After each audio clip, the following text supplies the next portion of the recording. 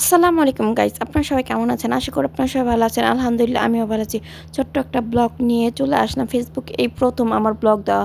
Blog দেওয়ার পর আপনাদের কাছে যদি ভালো লাগে তাহলে আশা করি এরকম ছোট ছোট মাঝে মধ্যে ব্লগ দেওয়ার চেষ্টা করব। আর এইদিকে দেখেন আমি কেটে নিয়েছি একটা মুরগি আর তার সাথে গিলা, কলিজি, মাইটা এসব কাটার পরে আজকে কিন্তু সবার পছন্দেরই কিন্তু রান্না হচ্ছে। সিম্পল রান্না হলেও কিন্তু সবাই অনেক বেশি পছন্দ করে। আর এইদিকে কিন্তু পেঁয়াজ দিয়ে দিয়েছি, তার সাথে তেল দিয়ে দিয়েছি। একটু বাদামি বাদামি কালার হলে তারপরে কিন্তু মশলাটা দেব।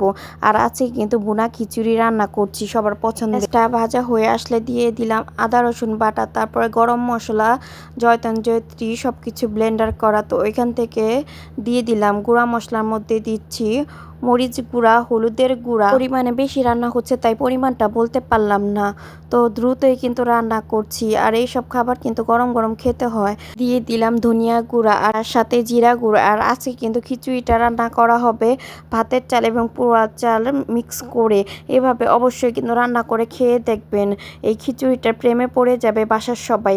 আর এভাবে কিন্তু শর্টকাটে রান্না করার জন্য কিন্তু আজকে এভাবে করা হচ্ছে।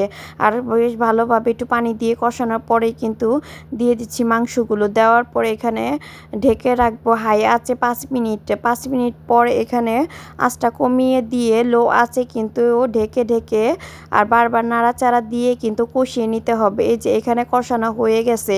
আর খিচুড়ি খাওয়ার জন্য কিন্তু বিভিন্ন ধরনের ভর্তার প্রয়োজন হয়। আর আজকে কিন্তু সিম্পলভাবে 2 ধরনের ভর্তাই কিন্তু বানাবো। আর এখানে কিন্তু ধনিয়া পাতা দিয়ে লুইবা দিয়ে সুন্দরভাবে কিন্তু ব্লেন্ডার করে আমি ভর্তাগুলো বানিয়ে নিব।